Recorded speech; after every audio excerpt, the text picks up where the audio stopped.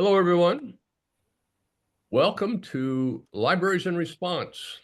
This is session 115 in our series, our nearly 5-year long running series that began, of course, with the pandemic,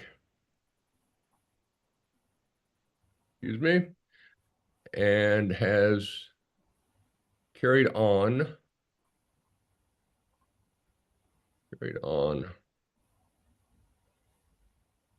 since then through a series of crises, starting with of course, the health crisis, but then there was social crisis, there was an economic crisis, a political crisis. Of course, there's the climate crisis we're going to talk about today. And then now we've got AI as a new crisis. And each one of these is a separate crisis, but they also compound and reinforce each other to create kind of a meta crisis. It's daunting, but here we are, responding to it. We are the Gigabit Libraries Network, an open collaboration of libraries around the world that are doing interesting things with technology, we think.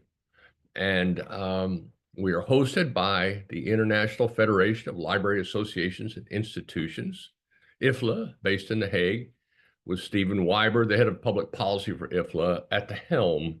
Our series sponsor this year has been the Institute for Museum and Library Services, the U.S. Federal Agency for Libraries. We really thank them, of course.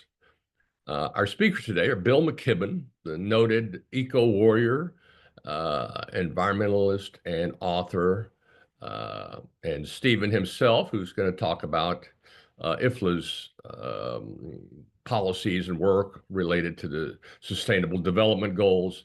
And we have a special guest, Rossanna Mariallo, with the INSULIB. This is the environmental subgroup of IFLA, is going to talk about what's been happening in Italy and in other locations around the world.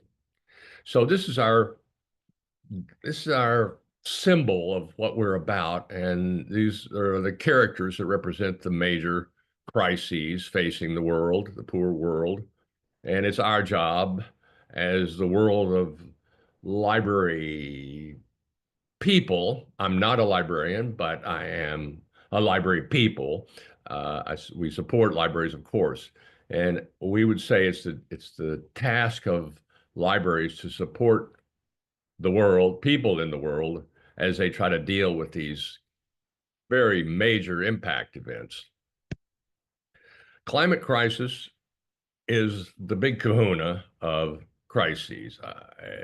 I think it shrinks the others by comparison because it's really, truly existential. This is a 2-year-old statement from the IPCC. Major climate changes are inevitable and irreversible. Try to digest that. Irreversible and inevitable. And we're seeing it, of course, every day. So what does that mean? We can't just stop and everything will be okay. Stop putting carbon in the air is what I mean. It's too late it's too late for that. There's already too much, and the heat's already accumulating, will continue to accumulate, and it's irreversible. There may be some science fiction solution to that, but nothing today. So we're going to have to adapt, and adaptation is something that scales down to the community, certainly to the community level, even to the individual household level.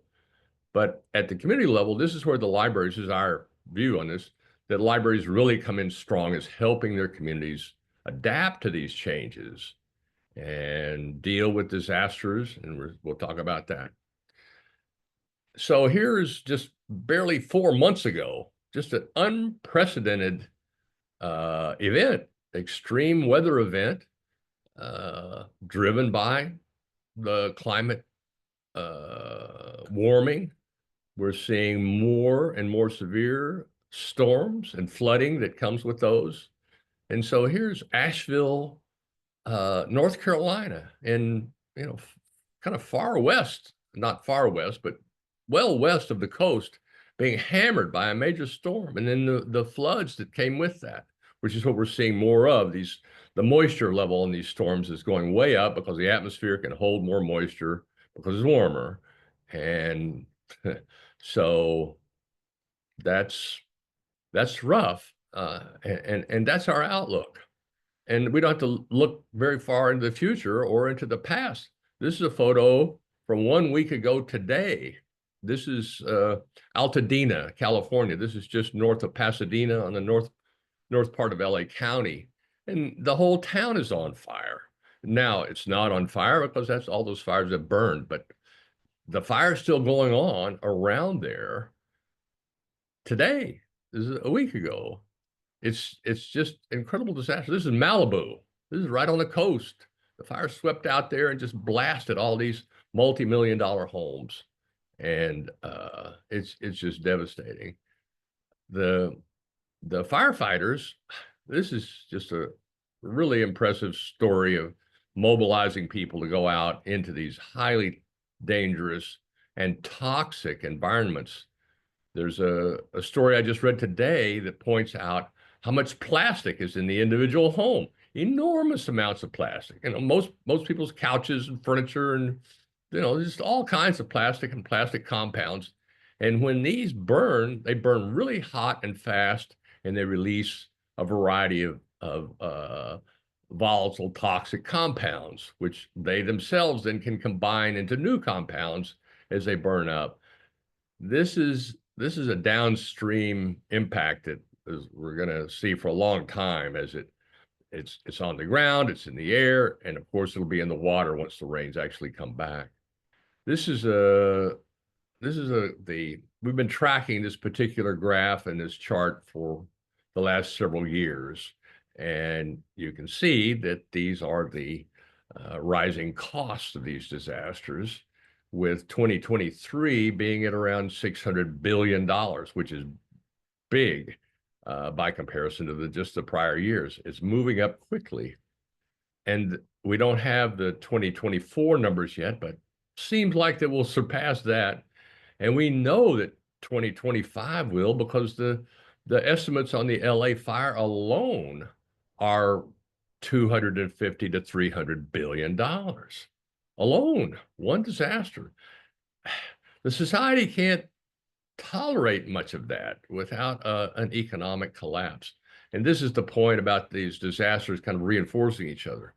So what's the strategy for this? Well, insurance is a good idea generally because, that's why we have it. Well, insurance is experiencing a crisis because these policies, they don't really plan for this much damage or these large of claims. So State Farm canceled 1,600 home policies in Pacific Palisades alone just a half a year ago. Those people are, maybe they found something else, but and we're seeing it in Florida. They're dropping Florida. These are insurance companies just dropping out of these markets because they can't predict them, and the real costs are rising too fast for the premiums. Colorado is even on the tipping point here of an uncertain future. We're on the cusp of a major shift in this. The governments try to step in with some kind of public backup policy, but governments, in spite of the seeming power of the United States government to issue unlimited amount of debt, they are actually limited on how much they can absorb, how much cost they can absorb. And the markets are not really actual markets. They're controlled by the government, which wants to accommodate the population. And we'll get into that with Bill. This is the insurance point is an important point with Bill. So that's our intro, our happy beginning to hello, welcome to the world as is becoming. Stephen, are you able to speak? I mentioned Stephen is trapped on an airplane and may not be able to speak. And we don't hear you, Stephen, so we're going to assume that you're respecting your fellow passengers' privacy and not going to address the workshop till later, we hope. So we'll go on to hear from Rossanna Mariallo. Rossanna, welcome to Libraries in Response. It's your first time on. We're just so happy to have you and to hear what you have to tell us about the events in Italy. And you're also, I don't know your role, but you're one of the leaders of the Insulib subdivision of ILFLA. And so we'd like to hear about that work and what you're doing in Italy itself. So welcome, and please take it away. Do you have slides you wanted to show? You're welcome to.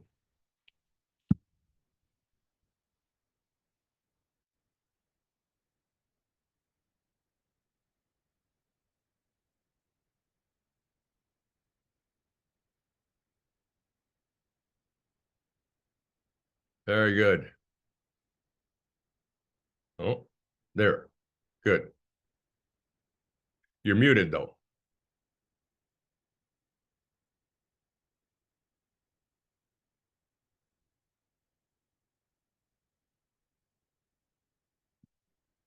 Please unmute, Rossanna.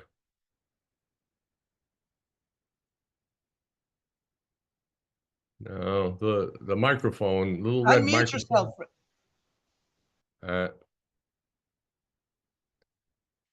Rossanna, there's a little microphone icon in your lower screen. Yes, sorry. Can Okay. you hear me?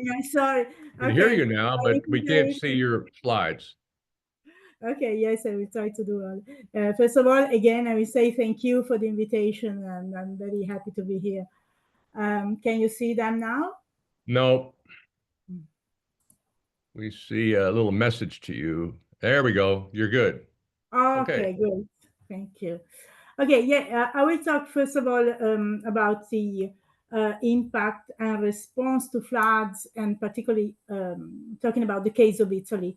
And to start, I will show a couple of photos that maybe can tell much better.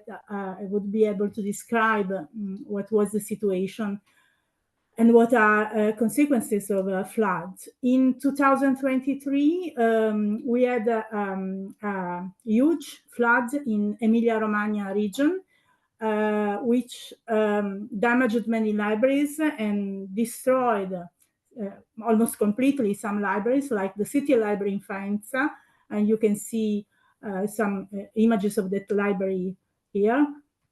6 months later, in the same year, so in November 2023, we had another flood in Tuscany, which again damaged libraries and destroyed almost completely some libraries, and completely, I can say, the City Library in Campi Bisenzio near Florence. This library was in charge of the national bibliography for children literature. And as you can see, all was destroyed, all literature and all the children section was destroyed. We had many extreme events like that. We know that experts say that they will increase. Italy is a fragile country. In the last, and events are increasing.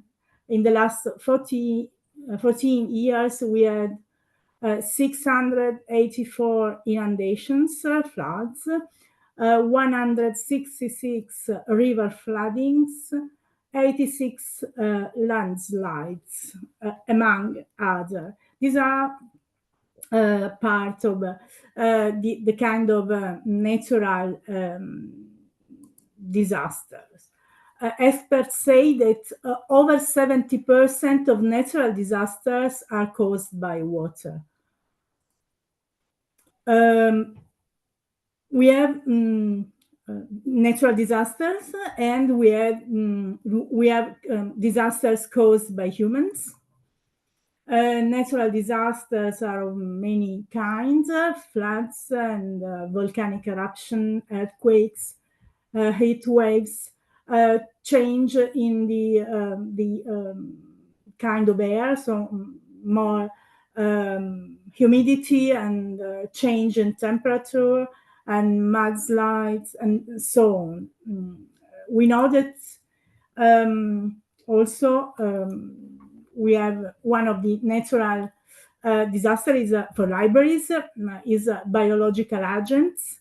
And we know that biological agents are changing because of climate crisis. We have new kind of parasites that we didn't have in Italy because climate is changing. It's more humid, more dry, and also more. We have more rain. It's really messy and unpredictable. Anyway, we have new kind of agents, and biological agents are changing, are adapting, are changing their characteristics.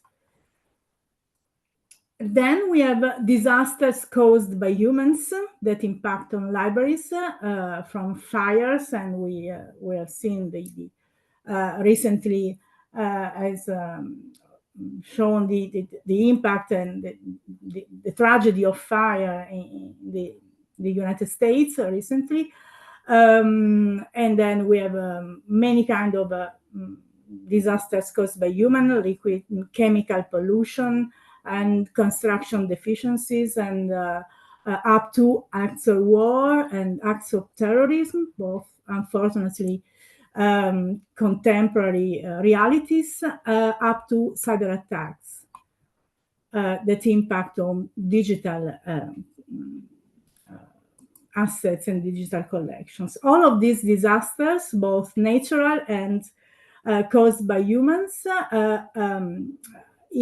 could impact on libraries, including digital libraries, not only because of cyber attacks that, of course, are directly impacting on digital collections and digital assets, but also because fires and water and other also natural disasters destroy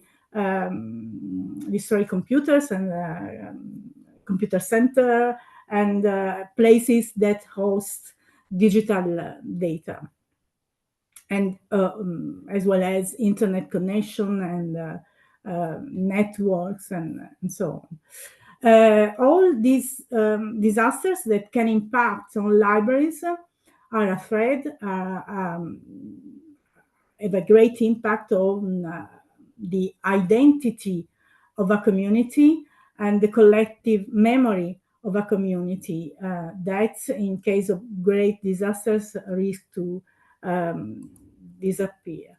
Cultural heritage is the core of the identity of a community, is a right for a community, and the preservation of cultural heritage and recorded cultural heritage, both in print and digital formats, is the first act that libraries must carry out for sustainable development, for implementing the Agenda 2030. So libraries should have a risk and disaster management plan to prevent disasters where possible and plan actions for inevitable disasters, to provide detailed instructions that help eliminate panic and ensure that correct decisions are made in case of disaster, to reduce damage to collections, to limit recovery costs in case of disaster, and all libraries should know about risk and disaster management plan of their libraries. Unfortunately, in Italy, few libraries have a risk and disaster management plan because this is a topic not so much addressed until now. Climate crisis has direct effects and indirect effects. are easily measurable now thanks to technologies and now also artificial intelligence. They are clearly evident in case of extreme events like floods, overflows, and fires, and droughts, and so on. And they have direct and also perceivable consequences on daily life, such as the rising of prices, for example, for the impact on agriculture. They, as we have seen, introduce changes and increase of parasites, viruses, fungi, molds, and so on. And of course, for libraries, not only libraries, but this is, of course, the topic of my speech, they destroy and damage cultural heritage, so the memory of communities. But climate crisis has also indirect effects, long-term effects that are not easy to perceive and measure. Mental health and all referring to well-being is one of these. Fragmented communities, because communities are disaggregated by climate crisis. Also for climate migration, difficulty in integration, especially for climate migration, which is increasing as data tell us. Inability to adapt to climate change, inability to act to counter it, and loss of intergenerational justice, which is, as you know, the basis, the main issue in the Agenda 2030, which is and sustainable development, which is using resources in a way that do not prevent future generations from using them, and destruction of library collections and cultural heritage. It's a loss for future generations.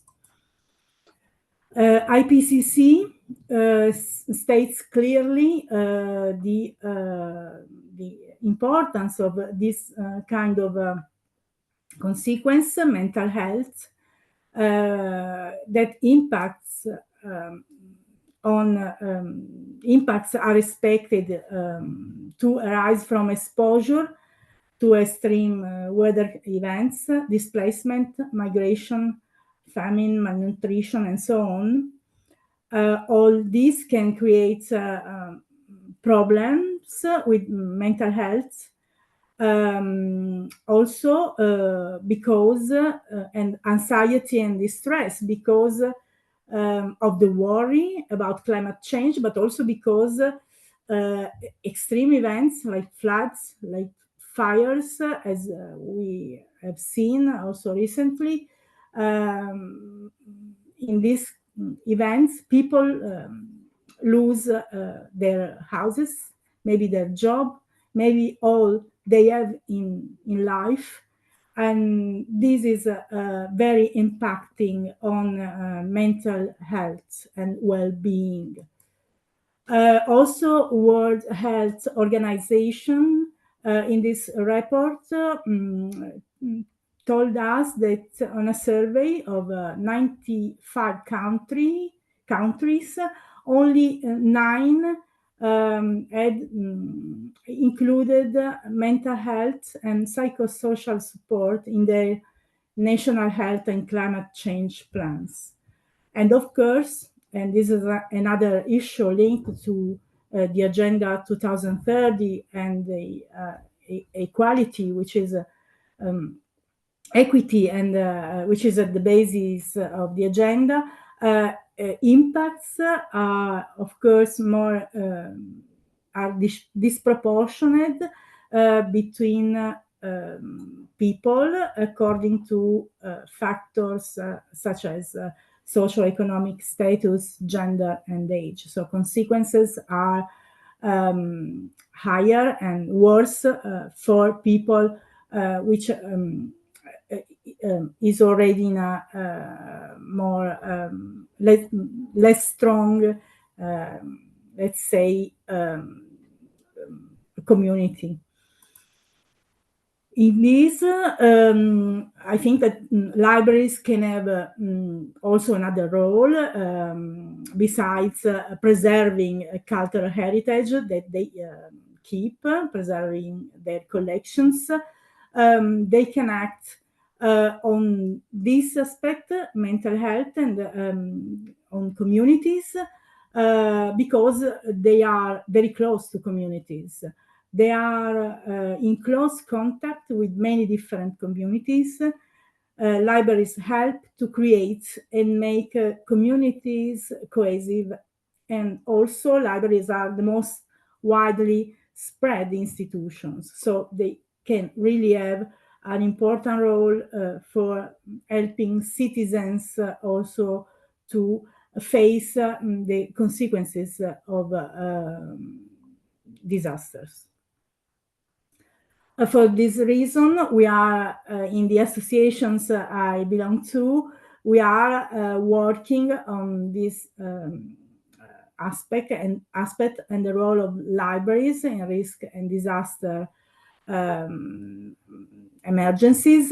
In the Italian Library Association, I'm chair of the Observatory on Libraries and Sustainable Development. We organized a course, a 30 hours course about risk and disaster management last year. That is 1 year after the flood in Emilia-Romagna. And we had many experts, not only from the library sector, but also engineers, architects, and experts in chemistry, many different voices that helped us to make a sort of a wave path of actions the library can undertake. It was very interesting and very helpful. We'll publish a book with these contents, even because, as I said, in Italy, it is a very neglected topic, unfortunately not very much discussed in libraries and in library sector. Also with ENSULIB, which is the Environment, Sustainability and Libraries section of ILFLA, we are working on many activities, including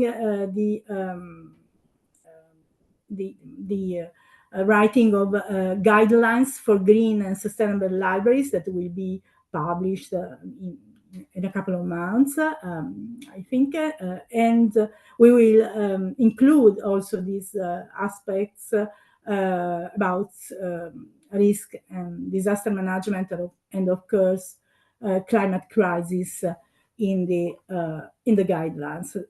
So to help make them central topics for libraries now and in the future, because we know that we will need to face more and more crises and more extreme and dangerous and destroying events as those that we have seen recently. Rossanna, thank you. This Thank is you. wonderful summary of the hazards and the strategies for dealing with these changes. Especially noted was the threat to cultural heritage of communities from these disasters, destroying libraries and all the material that the community depends upon. Quick question for you before we welcome Bill McKibben. You said most of the libraries in Italy lack a disaster recovery plan. Yeah. Why do you think that is? Are they mostly small facilities or what?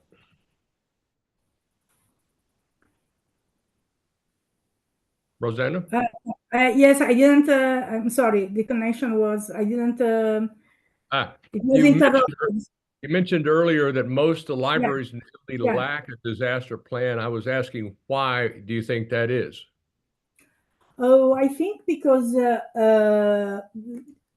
we lack librarians, resources, and so you just this is a general problem.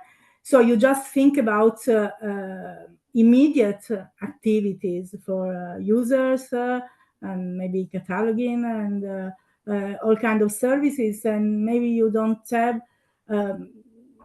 time and resources, but also I think there is a lack of in the culture of this kind of problems, because for example we saw in these courses that many libraries didn't even have rubber boots in the library, which is the basic I mean they just didn't think to have maybe rubber boots that help you move in water. So yeah, it's Yeah. something that is. No, it's classic it's classic that communities don't invest in disaster planning or people or houses because it's not a disaster right now, or we don't perceive it, and then it happens, and then we'll do anything, pay whatever it is, immediately we need help now, and it's like that. We're just resistant to the immediate presence, which of course we're getting more and more signals of it being very immediate from as I mentioned, the bizarre storms and damage in the hurricanes season, and now fires in LA. And so it's less easy to say it's just not happening here. So we'll Yeah, deal with it later. It's a good point, but we'll deal with it later. Anyway. yeah, sorry, just this is the reason of my sentence Yeah. in the Okay, presentation. I have an idea about this. We'll talk. And there's also Becky put a link in the chat on a strategic plan that they use there. It might be a good template. So it's time to welcome Bill McKibben back to Libraries in Response. Great to have you, Bill. Good to see you. We're reading you. We're following you, of course, like so many millions of other people are. And in your indefatigable work, we know you've been really active in the last campaign season, and so are maybe somewhat disappointed in how it turned out. The idea that the U.S. and, well, we could say the free world is soon to have a leader who thinks drilling is the best thing that we can do is not necessarily in line with what a lot of people think is what needs to be done. So please tell us what's going on and how you think, how we can cope with this new circumstance, and how libraries fit into that. You delivered a beautiful quote to us. You said libraries are amazing, perhaps the most amazing institution humanity has ever created, which is a pretty powerful statement, if I'm quoting you correctly. So how is that relevant to the biggest crisis that humanity has ever seen? So please welcome and tell us what's up. Well, hello there. Very good to get to join you all again. I'm a writer by trade, and I'm spent the morning hard at work on the manuscript of, I think, what'll be my 22nd book. And one of the things that makes writing those, and this will be the 5 decades now that I've been doing this, one of the things that makes those wonderful is the knowledge that when I'm done, absolutely anyone in the world will be able to read it for free. For some reason, books were the one commodity we decided that we could share easily. And hence we set up libraries to do that. And it's been one of the things that's made it a great privilege to get to spend my life as a writer. Of course, the thing that I write mostly about is the worst problem that the world has ever stumbled into, what we now call the climate crisis. When I was writing The End of Nature back in 1989, which is usually regarded as the first book for a general audience about this topic. We called it the greenhouse effect. But we knew back then what the story was and what was going to happen, that if we kept burning coal and gas and oil and putting more carbon and methane into the atmosphere, those molecules would trap heat sufficient to warm the planet and warm it pretty dramatically. And we did keep burning coal and gas and oil. And just as scientists had predicted, we now are living with the results, at least the early results. Last year, 2024, was the warmest year we've ever measured, beating out 2023. The measurements only go back a couple of hundred years, but scientists are good at building proxy records from tree rings and things, glacial cores, ocean sediments. So they're very confident that the last year was the hottest year on this planet in at least the last 125,000 years. 125,000 years, just for reference, takes us back to the moment when humans were first etching symbols onto pieces of bone. So civilization as we've known it is never known as hot a planet as the one we live on. And of course, we can see what that means. Just to give you the shortest primer, if you wanted one fact to understand our century, you could do worse than warm air holds more water vapor than cold. That's why we see huge drought and evaporation and then drought in arid areas. And then those areas catch fire. It's been extremely painful to watch the fires in Los Angeles. My boyhood home of my first memories, burned up in Altadena last Friday. Once that water has evaporated up into the atmosphere, then it comes down, and increasingly it comes down in deluge and flood. Here where I live now in Vermont, our town was cut off from the world for a week or more, summer before last, when floods took out the highways leading in from either direction. Of course, we have it much better than most people in the world. Californians and Vermonters have enough money still that we're able to rebuild and repair. That's much less true in other parts of the world, where, say, in Africa, which has produced only 3% of the world's greenhouse gases, we see desertification, drought, and flood producing very large-scale human migrations. 10 million, tens of millions, soon to be hundreds of millions of people on the move, unable any longer to exist in the place where they were born. We've raised the temperature of the planet as of this year about 1.5 degrees Celsius, going past the targets we set in Paris just 8 years ago. But we're on path towards 3 degrees Celsius. If that happens, then the civilizations chronicled in our libraries won't exist in the forms in which we know them, I think. That much violent chaos and flux will be too much. The UN estimates that that would produce somewhere between 1 and 3 billion climate refugees. So think for a minute about what 1 million or 2 million refugees appearing on our southern border did to discombobulate our politics, and then multiply that by 1,000 and try to imagine the world we're then inhabiting. So our job is to stop that, not to stop global warming. It is too late for that. To stop it short of the place where it cuts civilizations off at the knees. And here's the good news. We have a better sense now than we did even a few years ago of how to do that. We have at least the outside possibility of making real and rapid change.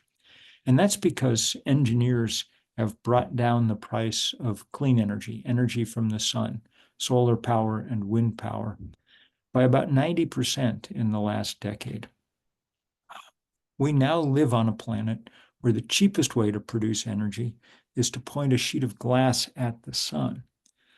That's a very new moment, and it, I think, hasn't sunk in even for many of those of us who are who think about such things. We still think about power from the sun and wind as alternative energy. I think we think about it as the kind of whole foods of energy, nice but expensive. In fact, it's really now the Costco of energy, the cheap stuff available in bulk on the shelf. And in the few places that have really taken note of that and done something about it, we're seeing remarkable progress. California has done more than any place else on the planet, at least in this country, to really build out its renewable energy resources. And last year, 2024, they reached some kind of tipping point.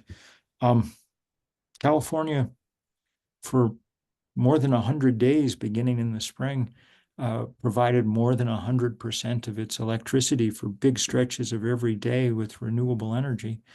That meant that in 2024, California used 25% less natural gas than it had the year before to generate electricity. That's a very big number in the fifth largest economy in the world, a number large enough to begin to take a bite out of how high the temperature will eventually get. It's not just blue states. Texas is now outpacing California in the rate at which it's adding solar power, wind power, and the batteries to store that power when the sun goes down or the wind drops. And it's not just the rich world that's doing it either. In Pakistan last year, because they have a bad electrical system and because there were lots and lots of cheap solar panels next door in China, people began installing them at a truly unprecedented rate. By the time the year was out, Pakistanis acting on their own, just on their roofs of their homes and stores and factories and malls, had in 12 months erected the equivalent of about 50% of the country's electric grid. Truly remarkable. Pakistani farmers, many of whom can't afford the metal supports to hold the solar panels, were just laying them on the ground in order to power their irrigation pumps. They used 35% less diesel last year than they had the year before. So there are examples around the world of what we might do to change. But we have to, as it were, force the spring here, make this happen much faster than it otherwise would. And the reason for that is that climate change is a time test. It's coming at us very fast. The Intergovernmental Panel on Climate Change, the world's scientific authorities, have told us we need to cut emissions in half by 2030, which by my watch is 4 years, 11 months, and 2 weeks away. That's on the bleeding edge of the technically possible, even if everyone was acting in good faith. Of course, as you point out, not everyone is acting in good faith, and we have an entire industry, the fossil fuel industry, doing what it can to game our political systems and keep change from happening. And that's most obvious here in the United States. That means that we're going to have to do everything that we can to build public awareness and public support for the possibilities that are presented to us by this remarkable moment, by the idea that instead of relying on a few concentrated and scarce resources of coal and gas and oil, deposits that give enormous power to the people that control them, we instead could be liberating all our communities to use the sun and wind that grace them all. Libraries, it seems to me, play a number of important roles here. One, of course, is just the provision of information and good information, which is extremely important. This debate, especially in the US, has been poisoned now in many cases by, no surprise, Facebook and its outliers, its outriders in the four horsemen of disinformation. The need, therefore, for a place that can of course, house the books and articles, but also the community meetings and things that allow this most important of topics to be addressed is crucial. Libraries can also do this in very physical ways. I read yesterday that the British Library in London has just finished installing a solar thermal system to maintain the temperature and humidity in its collections, which of course include, one of Shakespeare's first folios and the original copy of the Magna Carta. So that's a powerful symbol, just as it's a symbol that the Vatican installed solar panels across the top of its library last year, and so on. Libraries, too, can be places where people learn about the remarkable new technologies that are available, learn about them by experiencing them. As you know, increasing number of libraries are starting to loan out things other than books and movies. And this is particularly useful when there are things that are new and that people might want to try out. Just as one example, it's a very good idea to replace the gas stove in your kitchen with an induction cooktop, because it causes much less damage to the climate, but it also causes much less damage to the lungs of the people in the household. Children who grow up in homes with gas stoves have a dramatically elevated 50% increase risk of asthma, which, if you think about it, makes a certain amount of sense. You basically got a campfire in your kitchen, spewing particulates into the air that you breathe. The solution to this is easy. It's a new device called an induction cooktop that uses magnets to heat pots and pans. And it works great. I'm the cook in my house. I've been using it for years, but people don't always know about it.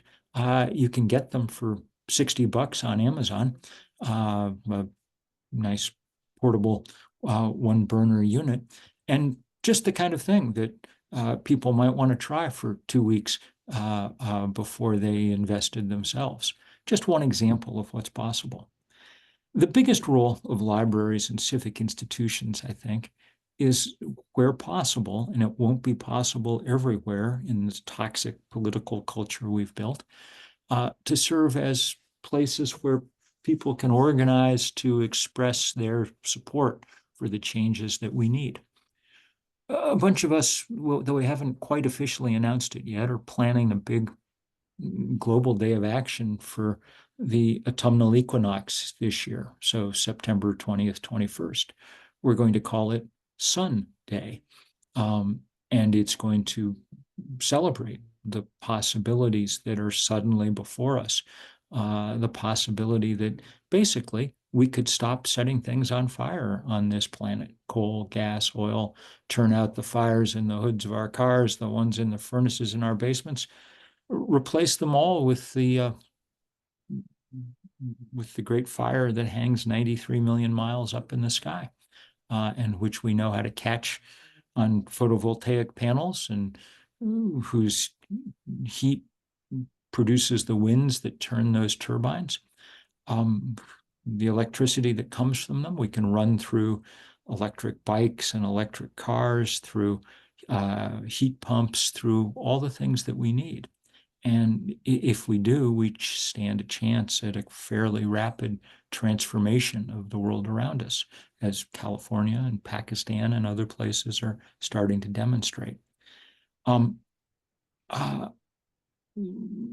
Libraries play a crucial role now in our increasingly abstracted and alienated community life.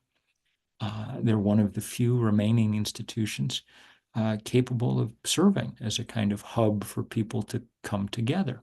And, most of that coming together is entirely non-controversial. Book groups and slide talks and so on and so forth.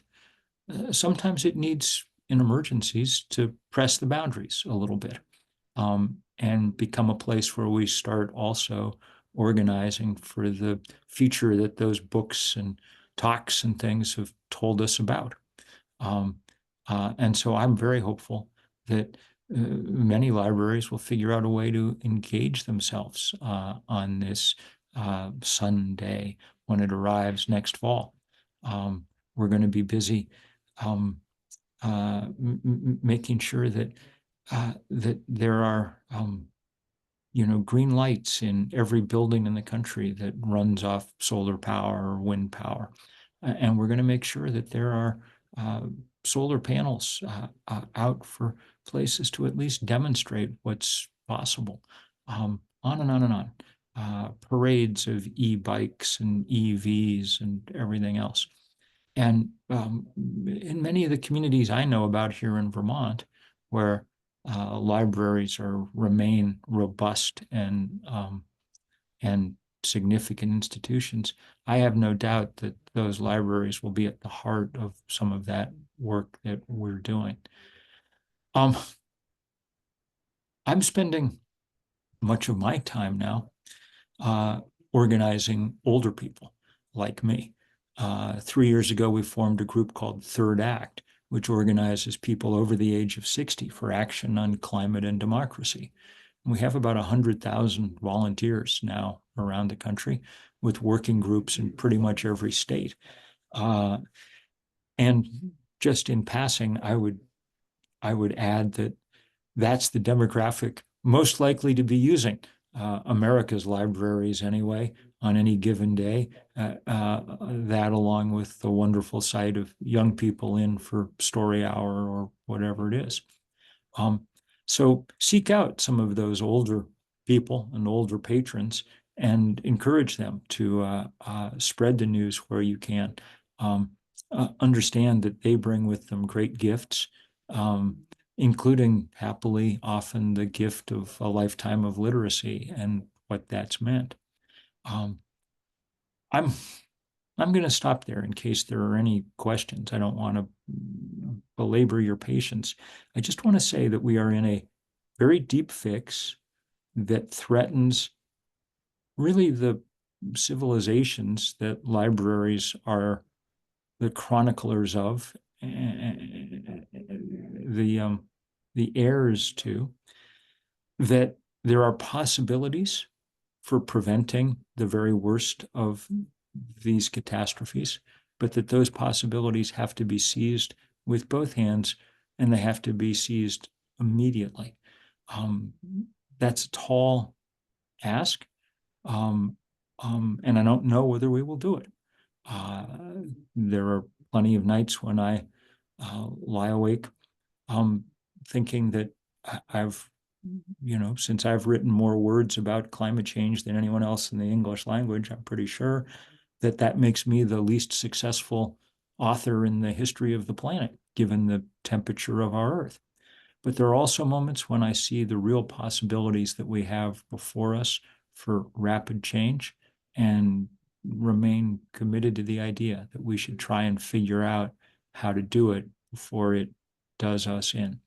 So there I will stop just to say many thanks for this opportunity and many thanks for all the work that you guys are doing there. Well, thank you, Bill. Fantastic as ever. And I have to dispute your claim to being ineffective. Your words permeate the culture every day in who knows, small and large ways. But you make many great points. The one that strikes me is libraries as well. First of all, let me quote Cal, the economist, political cartoonist, who said libraries are islands of truth in a typhoon of disinformation. And it's beautiful. He just spun that up. He was a guest a few weeks ago here, and he just spun that up as we were talking about that very thing. What do they mean? And it's a trust issue that libraries remain highly trusted, perhaps the most trusted institution. I mean, maybe we trust the firemen more, but it's a different kind of a thing. But that this is becoming a rising asset of libraries, is that trust that communities have in them to just provide them with the straight business. But also, as you point out, it creates an opportunity for libraries to convene conversations, to lend out materials. Fantastic idea on lending a plate out for people to test. And the wider example of that would be libraries as demo sites for this technology. Panels on the roof and heat pumps, and so that people could actually see the technology in place and see the metrics that it's putting out. Sunday sounds fascinating. Have that on our calendar, and we'll very much be there for that. We're also one of the over 65 here, and go back. I mean, this was settled, or I think demonstrated in the 70s that this was happening by the oil companies themselves, who did the test and said, yes, this is, we can't, this is going to happen, and then proceeded to ignore their own studies and move away from the vulnerable areas on the coast. It's been a great shame and embarrassment for the U.S. How we've dealt with this, but we cannot lose hope, because there's nothing else we have but the immediate future. I'd like to open it up for any questions from anyone. I have a list, but does anybody have something burning they'd like to ask Bill? Rossanna, how about you? You have a question for Bill? Yeah, yes, I would have many. Yes, it's very, very interesting. And yeah, I wrote down some of his sentences, very important. And also, I think a crucial one is what we call sustainability literacy, that libraries can do for citizens, for people, for communities. So what Bill said, just teaching people what is sustainability, what is sustainable development, which is not so much, and which is climate crisis, because it's not so much very well understood, I think. So I would like to ask also if you don't think that maybe also it should be taught in schools as a compulsory topic since the first level schools, because it's so a crucial set of topics that we should. What do you think about? Absolutely. Absolutely. Schools are another institution where this is crucial. But of course, in this country, school curriculums are highly political things, and they've become the scene of the sort of culture wars ongoing. So it's hard, probably in the places where it's most needed. That's a great shame, because there should really not be anything particularly political about this. We're talking about basic questions around physics and chemistry. But the presence of money, as Don says in these debates, makes that hard. When events happen, they give us, I suppose, opportunities, tragic though they are. The fires in Los Angeles right now feel in some ways like the most significant urban fires, maybe since the ones in Pompeii, Rossanna. And I have a feeling they'll echo in our culture in somewhat the same way, in part because Los Angeles is so well known to all of us, because we've been looking at its pictures our entire lives in every movie and TV show we've ever seen.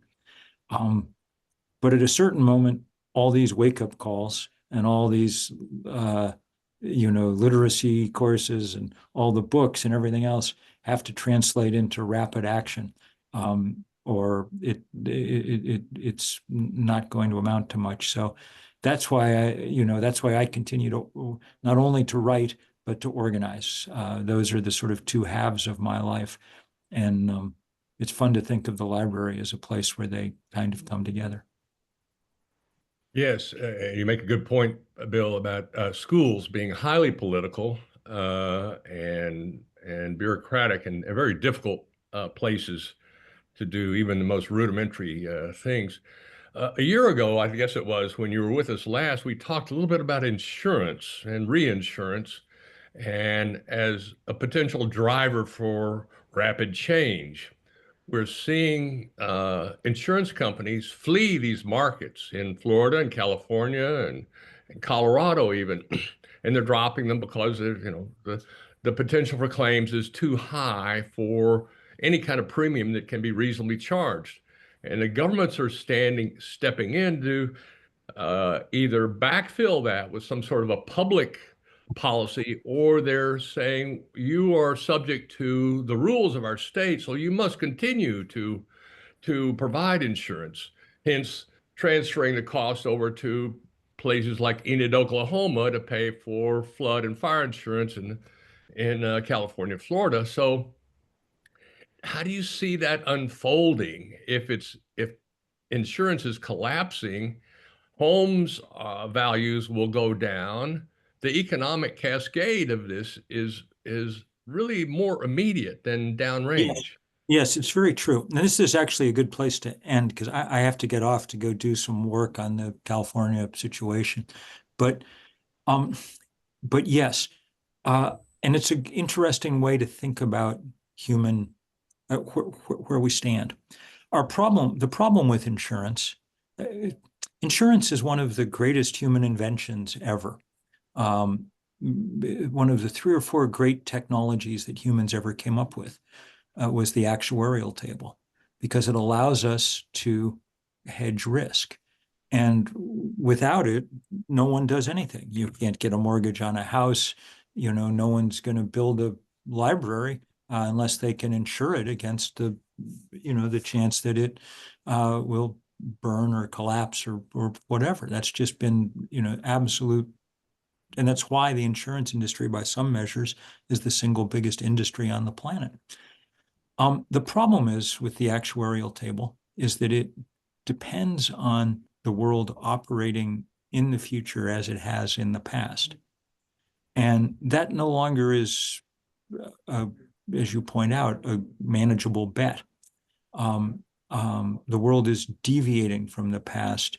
We talk about that in all kinds of ways, and our political culture seems to me to be completely now deviating from the world that I grew up in, for instance. But we can put a number on it when it comes to insurance. And the strains that that's going to put on everything are remarkable. If you think you have trouble persuading the town board to pay for the library budget now, well, wait until they have to pay 3 times as much to insure everything around them. One of the ironies of this is that it's going to be the greatest source of inflation going forward, almost certainly. So yeah, it's an existential problem in community terms. And one of the reasons why we have to keep things from getting any worse than they already are, why we have to slow down this procession fast. So I do have to end there. I'm very grateful I see everybody's dropping off anyway, which I understand. This is depressing talk, but I hope not completely depressing. And I hope that some people are enthused to join in these efforts in the time ahead. Keep your eye out for news about Sunday. I hope you'll see it, and I think you will. Will. Sorry for keeping you over a little bit, but thank you so much for coming back. Right. Take care. We will be back with you maybe next year to track and see how. 2030 is coming really fast. You're right about that. There you go. So it's time to get serious. I think this financial picture is getting more people's attention, and in the way that 1.5 degrees somehow doesn't really resonate with people. Well, I can barely notice 1.5 degree temperature change in my house. So what's the big deal? So there's a communication gap here that I think the scientists have have not really been able to translate. Stephen Abram, we're over time, but a lot of I'll people come just back. Excuse me, a lot of people come back and look at these. More people see the recordings than actually are on the sessions by a factor of about 3 or 4 to 1 is our current reading on it, which we're happy about. Stephen, give us so Don, word. I just want to for the recording point out I put 3 graphics in the chat that are very helpful and give you 3 handouts for an easy to do program that connects to your scanners in the library to back up your critical documents so that if it's in the cloud, no matter where you go, you've got everything.